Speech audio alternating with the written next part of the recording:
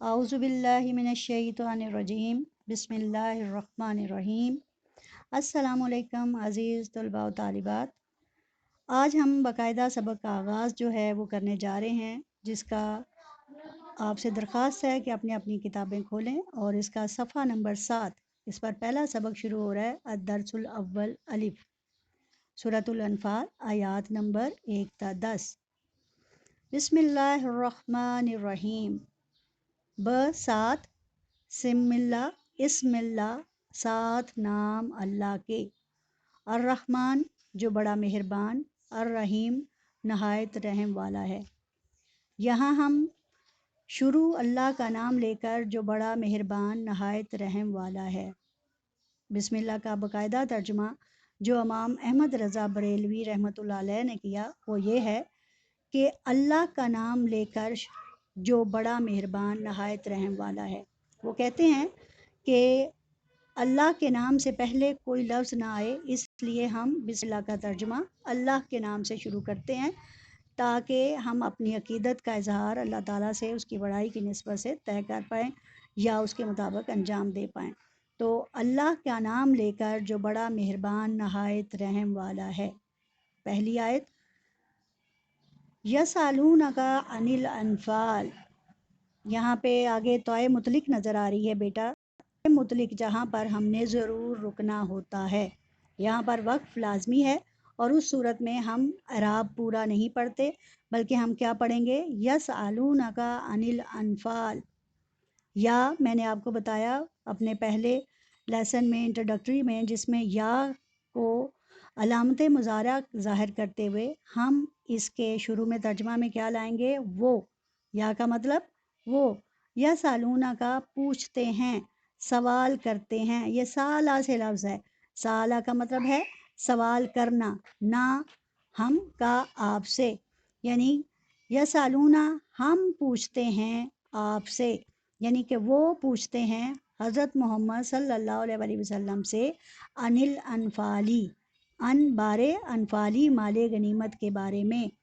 कुल फरमा दीजिए, ए मोहम्मद सल्लल्लाहु अलैहि वसल्लम। मोहम्मद का नाम, सल्लल्लाहु अलैहि वसल्लम का नाम आप ब्रैकेट में लिखिए और तर्जमा हम करेंगे, कह दीजिए, फरमा दीजिए, ए मोहम्मद सल्लल्लाहु अलैहि वसल्लम, अल अनफालू, कुलिल अनफालू, फरमा दीजिए कि माले गनीमत लिल्लाही अल्लाह के लिए है। अब यहाँ ली ने लिल्लाही को क्या दिया, ज़ेर दी, हरूफ जारा का इस्तेमाल।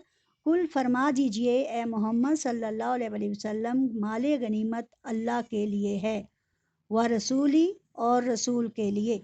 ये माले गनीमत अल्लाह के लिए है और रसूल के लिए, यानी कि इसमें ज़िक्र हो रहा है कि अगर तकसीम के बारे में पूछते हो कि माले गनीमत को हम किस तरह तकसीम करें, किस तरह बांटें, तो उसका हुक्म अल्लाह ताला ने सादर फरमा दिया कि वो माल अल्लाह और उसके रसूल का है। यानी कि रसूल अल्लाह सल्लल्लाहु अलैहि वसल्लम बज़ाहिर आपके अंदर उसकी तकसीम का काम करेंगे, तो पीछे हुक्म किसका है, मेरे अल्लाह का। तो ये माल गनीमत किसका है, अल्लाह का। और अगर इसी तरह हमें भी कोई माल दिया हो, कोई चीज़ हो, तो हम उसे भी अल्लाह की राह पर, अल्लाह ही के नाम पर भेजते हैं, क्योंकि हकीकी मालिक और मलकियत का हक जो है वो सिर्फ़ और सिर्फ अल्लाह को है। तो यहाँ इस आयत में हुक्म दिया जा रहा है कि नबी सल्लल्लाहु अलैहि वसल्लम फरमा दीजिए, माल गनीमत अल्लाह के लिए और रसूल के लिए है। फ़ा पस, फ़ा का मतलब है पस, अत्तकुल्लाहु, पस डरते रहो अल्लाह से।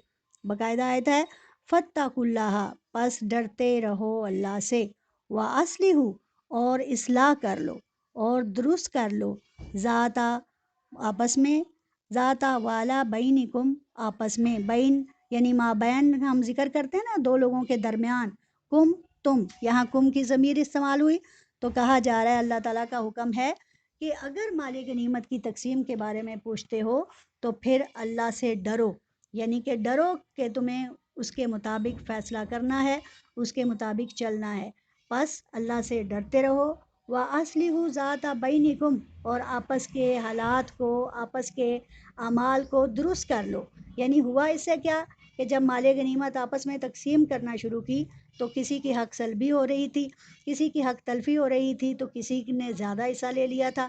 اس وجہ سے اللہ تعالیٰ فرماتا ہے کہ ڈرو مجھ سے، کیونکہ اگر تم ڈرو تو شاید تم اپنا حصہ بھی لینے سے گریز کرو، اس لیے ڈرو اللہ سے۔ اور اس کے وجہ سے کیا ہو رہا تھا کہ مسلمانوں کے آپس کے تعلقات خراب ہو رہے تھے۔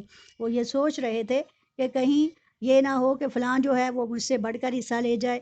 اس وجہ سے اللہ تعالیٰ نے کہا کہ آپس میں ناانصافی اور ان چیزوں سے بچتے ہوئے اپنے تعلقات کو درست کرو، کیونکہ اگر تم نے اپنے حالات کو درست نہ کیا، اپنے تعلقات کو درست نہ کیا، تو دشمن تم سے کیا چیز سیکھے گا؟ دشمن تمہاری کمزوری کا فائدہ اٹھا کر تمہیں نقصان پہنچا سکتا ہے۔ اس لیے حقیقی ڈر اللہ کا رکھتے ہوئے آپس کے تعلقات کو درست کر لو۔ اور اگلی بات جو فرمائی جا رہی ہے واو لگا کر، جس کو ہم حرف عطف بھی کہتے ہیں، اور اطیع اللہ، اور اطاعت کرو اللہ کی، ورسولہ، اور اس کے رسول کی۔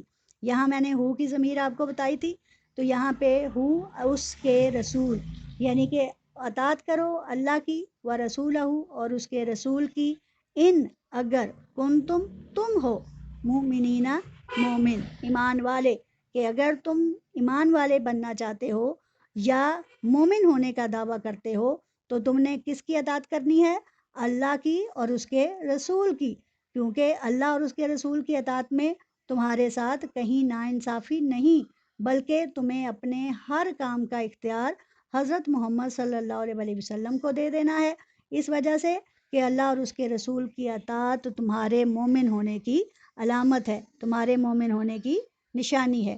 اب اگلی آیت میں اللہ تعالیٰ فرماتا ہے کہ جب مومن اللہ سے ڈریں گے، آپس کے حالات کو درست رکھیں گے اور اللہ اور اس کے رسول کی اطاعت کریں گے، تو یقیناً ایسے لوگوں کے پاس جب اللہ کا حکم پہنچے گا تو وہ پھر کیسے ہو جائیں گے؟ ان کے اندر کیا صفات، کیا خوبیاں پیدا ہوں گی کہ وہ اللہ تعالیٰ کا ذکر سنتے ہی ڈرنے لگیں گے۔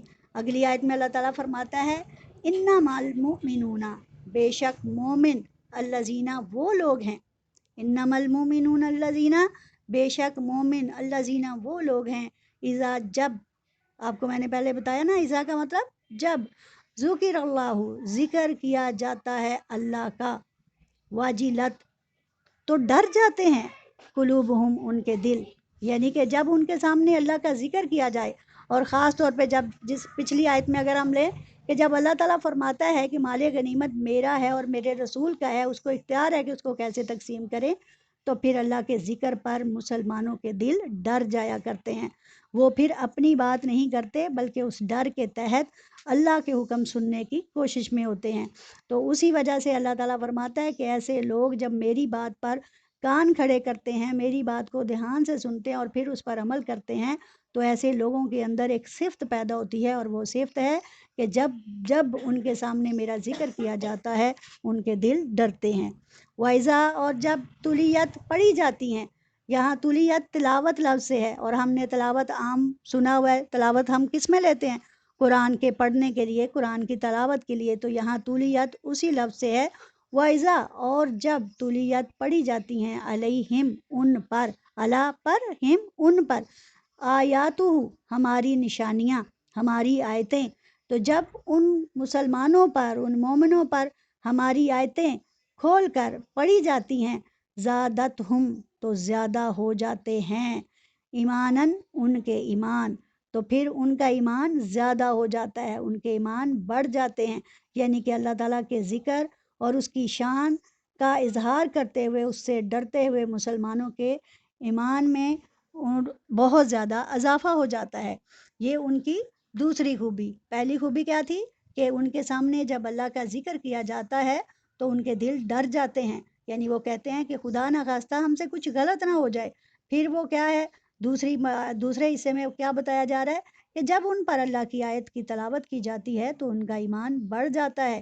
وَعَلَىٰ رَبِّهِمْ يَتَوَكَّلُونَ، اور تیسری بات جو اللہ تعالیٰ ان کی صفت کے طور پہ بیان کر رہا ہے وہ یہ ہے، وہ اور اللہ پر، ربہم ان کے رب پر، یتوکلون وہ توکل کرتے ہیں، یا سیگا آپ کو بتا رہا ہے ہم ان، یعنی کہ جب ان پر ان آیتیں پڑھی جاتی ہیں ان کا ایمان زیادہ ہو جاتا ہے تو وہ کیا کرتے ہیں، ہر معاملے میں اللہ پر ہی مکمل بھروسہ کرتے ہیں۔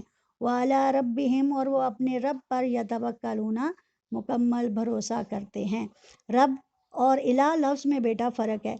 रब का मतलब है पालने वाला, जो हमें रिस्क देता है। चूँकि ऊपर ज़िक्र आ रहा है माले गनीमत का, तो यहाँ लफ्ज़ अल्लाह ने कौन सा यूज़ किया है? अल्लाह के साथ साथ रब का लफ्ज़, रबूबियत का लफ्ज़। रबूबियत में अल्लाह के पालने, उसका हमारे निगहबान होने की गवाही है।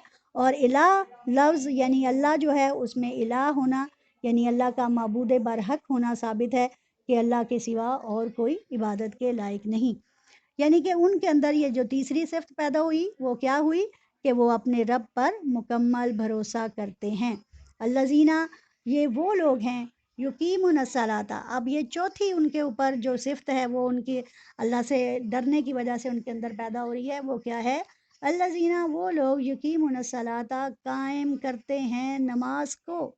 यानी एक बहुत बड़ी बात यहाँ पे, नमाज का कायम करना और नमाज का पढ़ना दो मुख्तलिफ बातें हैं। जैसे कायम रखने में क्या चीज़ें ज़रूरी हैं?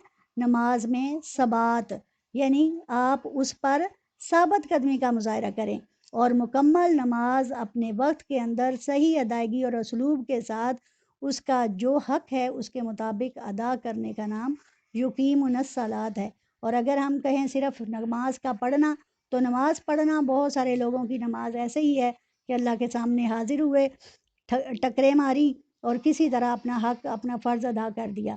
ऐसे नहीं, बल्कि नमाज कायम करने का मतलब है कि हमारे अंदर खुशू व खुशू की वो हालत कायम हो जाए, जो मेरा ख़्याल है कि हज़रत अली रज़ी अल्लाह ताला अन्हु की मिसाल यहाँ बयान की जा सकती है कि जब एक मरतबा मैदान जंग में उन्हें तीर लगा, तो वो तीर किसी सूरत टांग से बाहर नहीं निकल रहा था और आपको इंतहाई तकलीफ़ थी।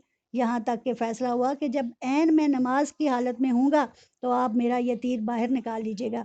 यानी कि अल्लाह के इस बंदे की खुशू व खुशू की ये हालत थी, खुशू व खुशू की ये हालत थी कि आपको ऐन हालत नमाज में तीर खींचा गया तो पता भी ना चला। ऐसे लोग होते हैं जो नमाज को कायम करते हैं, और ऐसे लोग होते हैं जिनके लिए अल्लाह ताला अपने ख्वारिक को बदल दिया करता है। जैसे अल्लाह ताला ने उनके लिए सूरज को दोबारा तुलू कर दिया और उन्होंने नमाज असर अदा फरमाई। यकीनन ये उन लोगों के लिए, और फिर नबी करीम सल्लल्लाहु अलैहि वसल्लम की तालीमात के नतीजे में सहाबा किराम की ऐसी ही जमात जो है वो पैदा हुई, और ऐसी ही जमात ने अल्लाह के हर हुक्म को अपने लिए पहला और आखिरी सबक समझते हुए उस पर मुकम्मल यकीन भी रखा और एतमाद भी कायम किया।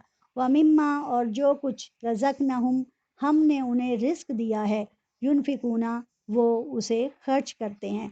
ये है उनकी पांचवी सिफ्त। व मिम्मा, और जो कुछ रज़क़नाहुम, हमने उन्हें रिस्क दिया है, युनफिकूना, उसे खर्च करते हैं, यानी अल्लाह के दिए हुए में से खर्च करते हैं। ये उन्होंने खुद से कोई कमाल नहीं कर लिया कि दौलत उनके पास आ गई तो अब उन्हें खर्च करना मुश्किल लग रहा है, बल्कि वो अल्लाह के दिए हुए में से खर्च करते हैं। इस पर भी एक वाक़या आपके गोश गुजार करती हूँ कि जैसे कभी बादशाह एक कारून गुजरा था। कारून को अल्लाह ने इतनी दौलत दे रखी थी कि उसके नतीजे में कई हज़ार, यानी 70,000 खच्चर थे, जिस पर सिर्फ़ और सिर्फ़ उसके ख़जाने की चाबियाँ आती थी। और ख़जाने की इंतहा क्या हो सकती है? लोगों ने जब कहा कि इसको अल्लाह की राह में खर्च करो, हम पर खर्च करो, तो उसने कहा क्यों ऐसा करूं? ये तो मैंने अपनी मेहनत से कमाई। लेकिन अल्लाह ताला फरमाता है, ये तुम्हारी मेहनत नहीं, ये मेरा फ़ज़ल और करम था कि जो तुझे इतनी दौलत दी। और उसकी इसी कुफरान नेमत की बदौलत अल्लाह ने उसको उसकी दौलत समेत ज़मीन में धंसा दिया। तो वो लोग जो अल्लाह की राह में दिए गए माल को, अल्लाह के दिए हुए माल में से लोगों को पर खर्च नहीं करते, अल्लाह की राह में खर्च नहीं करते, तो वही माल उनके लिए वबाल बन जाता है। इसलिए अल्लाह के दिए हुए में से रिस्क देना और लोगों में बांटना, ये एक बहुत बड़ी सिफ्त की बात है। इससे दौलत कम नहीं होती, बल्कि दौलत बढ़ती ही चली जाती है। इसलिए मुसलमान इस पर भी मुकम्मल यकीन रखते हैं कि हम अल्लाह के दिए हुए में से खर्च करेंगे तो वो उससे कम नहीं होगा। हम हिंदू नहीं, हम बनिए नहीं, हम साहूकार नहीं कि हम कहें कि जी हमारी दौलत घट रही है, इसके बदले पे हम सूद लेंगे, 1 रुपये पर 10 रुपये बना लूँगा और उसकी असल दौलत खा जाऊँगा।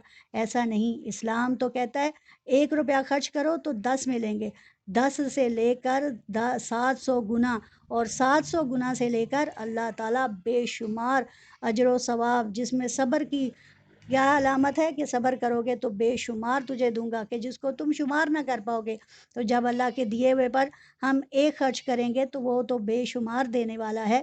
اس لیے اس تقسیم میں اور اس کیلکولیشن میں مت پڑے رہو کہ اللہ کے راستے میں خرچ کرنے سے مال گھٹے گا نہیں بلکہ بڑھے گا۔ اور اسٹوڈنٹس، آپ لوگوں نے دیکھا کہ ہم نے آیت نمبر 1 تا 3 ابھی پڑھی ہیں۔ میرا خیال ہے آج کے لیسن میں ہم 1 تا 3 ہی رکھتے ہیں، تاکہ آپ اس کو صحیح طریقے سے سمجھ پائیں، اس کے ترجمے پر غور کریں اور اس میں بتائے گئے احکام اور جو باتیں اس میں کہی گئی ہیں ان پر ہم ایمان لا سکیں اور اس پر عمل کرنے کی بھی ٹھان لیں۔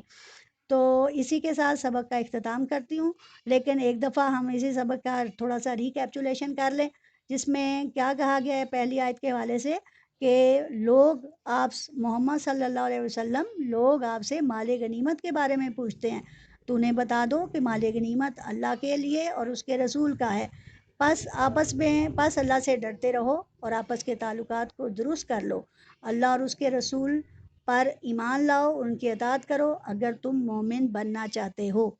اسی طرح اللہ تعالیٰ کیا فرماتا ہے کہ اگر مومن تو وہ ہیں کہ جب ان کے سامنے اللہ کا ذکر کیا جاتا ہے تو ان کے دل ڈر جاتے ہیں، جب آیات کی تلاوت کی جاتی ہے تو ان کا ایمان بڑھ جاتا ہے، اور جب بھی وہ ایمان بڑھ جاتا ہے تو پھر ان کا اپنے اللہ پر توکل بھی بڑھ جاتا ہے۔